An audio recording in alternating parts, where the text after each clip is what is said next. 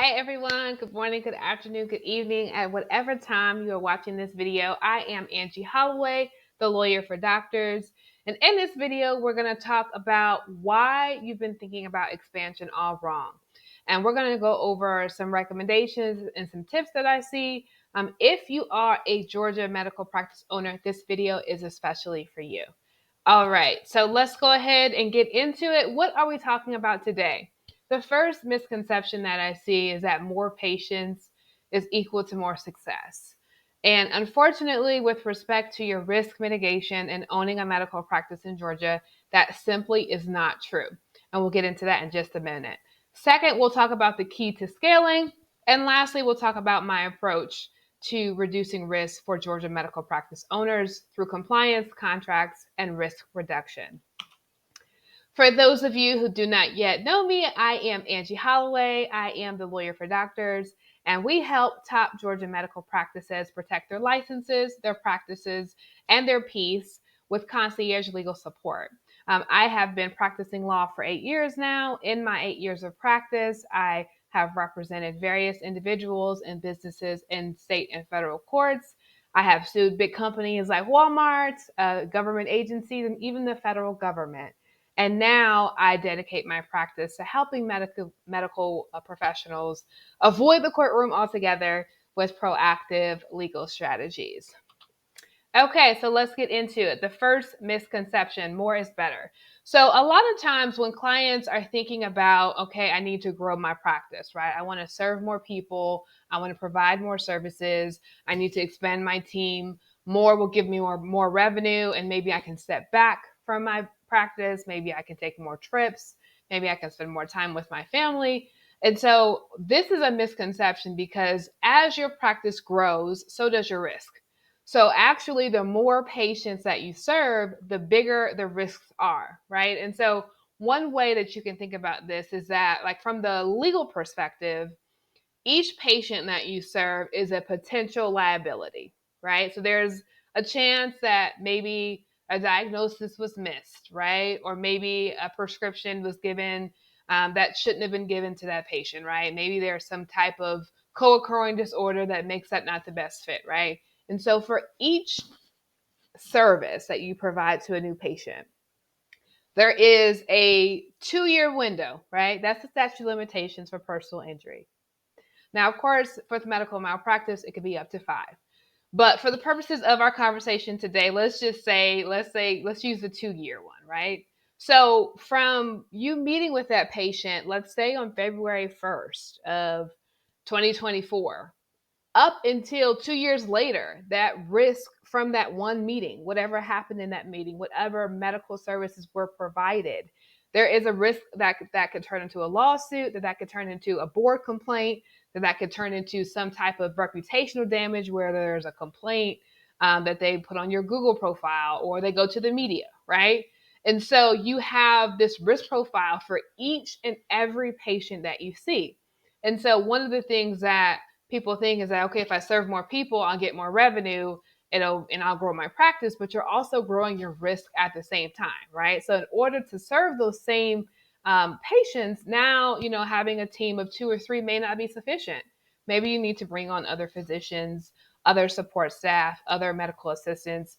And obviously then, in addition to having the more patient risks, right, for that 2-year period or up to 5, for medical malpractice complaints and board complaints, right? You also have the issues with respect to employment, right? So now you have wrongful termination lawsuits, Department of Labor compliance, making sure that the employees are properly categorized, making sure that your actual classification of the employees is correct, because that law recently changed as well.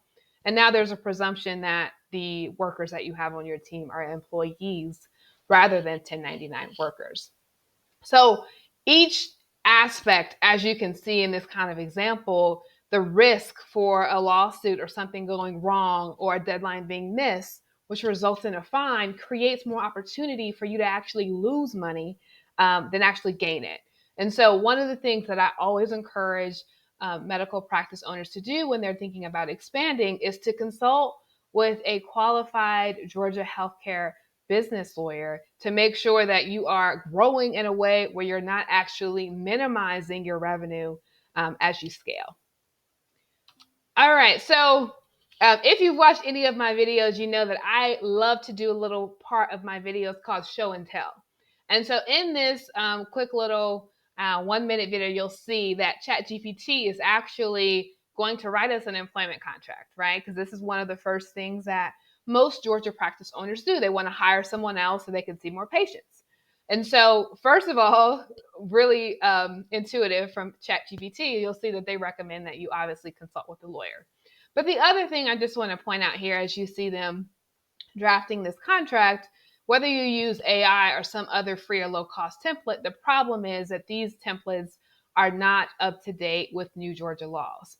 And so this particular employment contract that has been drafted for this physician that you plan to hire to assist with expansion is not compliant with Georgia law. And there's several different things and loopholes in this, but we'll talk about particularly the non-compete, right? And so this non-compete you'll see in P5, non-compete and non-solicitation. This particular provision is particularly problematic because obviously non-competes are not enforceable against doctors, medical doctors in Georgia as of last summer, 2024. Now, there are exceptions with respect to that, but in the scenario that we're talking about today, that those exceptions would not apply. And so you, from this quick example with ChatGPT, you can see that the actual provisions that you're getting are not enforceable. Not to mention that non-solicitation, obviously you have code of ethics and Georgia board implications because a patient is allowed to choose who they want to see, right? And so when you're drafting these particular contracts, you have to take those things into account. Not to mention that this particular contract drafted by ChatGPT doesn't include all of the necessary things that you would need in order to be competitive in the metro region, right? So incentives, bonuses, all of those types of things, and making sure that you can retain and attract top talent for your practice, those things are completely absent. There's no attorney fee provision here. Dispute resolution as drafted would not be enforceable. I mean, I could go on and on, but the point that I'm making here with letting you see this video is that if you're relying on non-expert solutions, you are creating a huge risk, right? So if you had used this contract in your practice and let's say things go awry and you actually do need to arbitrate, right? There's a high probability that this arbitration clause will be challenged because it doesn't comply with the FAA. And so when you're thinking about expanding, you have to think about what is the potential risk here if things were to go awry, right? And there's a lot of other nuances here, but we'll move on for the sake of time, okay? All right, so the key to scaling is to reduce your risk in your actual practice. And that's kind of a three-part process. So we look at your contracts, your insurance, and then obviously your compliance protocols. So we just kind of went over an example of an employment contract that was poorly drafted by ChatGPT, but that applies to every single contract in your business, right? So that might be your lease contract. That would be your patient contract. That would be your vendor contracts, right? If you're accepting insurance, that would be your payer contracts. And so all of these different contracts, if they are such that they are not drafted well and you're not considering the circumstances where things might go awry, now you have all of these multipliers, right? Like we talked about with respect to patients, right? You have that window of statute limitations where you could potentially be subject to a medical malpractice lawsuit. It's the same concept on the other contracts that you're going to be having in your business, right? So if your lease contract hasn't been well drafted, you're just signing it, you're not being represented in those negotiations. If something happens, right? For example, if you need to expand and you need to terminate your lease, right? If you have not thought about, okay, what would be a fair buyout provision, right? For me to terminate this lease so I don't have to be here for 6 years, right? Those types of things that you don't think about when you're first starting a practice, those are things that an experienced healthcare lawyer can help you navigate with ease, right? So in addition to the contracts, we're talking about insurance, right? So there's like 50 different types of insurances that you can have in your business. Obviously, medical malpractice is probably the the top or the most important one, but it's also very expensive. And so you want to make sure that you have coverage for all different types of scenarios, including arbitration. Some things you might want to also think about if you're going to hire a physician would be, okay, what are the additional coverages that I need? Tail insurance, for example, and different things like that. So as you expand, the insurance requirements in Georgia will change as well. So for example, if you only have a team of you and a medical assistant, that's only 2 employees, then you're not going to be subject to, for example, like workers' compensation insurance, right? Once you get 3 employees, then you're going to be required to do that. So there's all of these different things that you may not be aware of that are impacting your business, and then you won't know until you receive some fine or ominous bill in the mail from a government agency. And so when you are planning to launch or scale or open that second location, it is critical that you work with someone who knows what they're doing so they can anticipate these risks. Because the last thing you want to do is expand and then you have lawsuits and fines and penalties basically eating up all of the revenue and all of the hard work and the investments that you've made in marketing and other things. All right, so in order to scale, you have to have a compliance system that's in place. Okay, so a system is different from you being the person responsible for everything, right? So delegation and systems are key, right? So you want to be able to have things in your business, whether you use ticklers, whether you're going to be using your EHR, whatever that is, where you are having regular intervals, right? I recommend at least on a quarterly basis that you're checking in to see, are you complying with your HIPAA protocols? Have you gone through and hired people in accordance with whatever your hiring policy? Have you done the proper due diligence to make sure the people that you're hiring don't have things on their medical license, right? Have you done those things? Have you pulled those records to make sure that you're not susceptible to any type of negligent hiring lawsuits?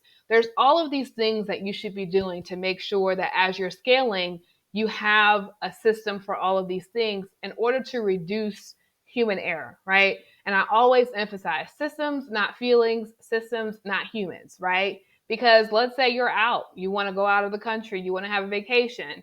When you're gone, the system should still be operating. You should still have employees that are trained to do the things that they're supposed to do. You should still have things that remind them.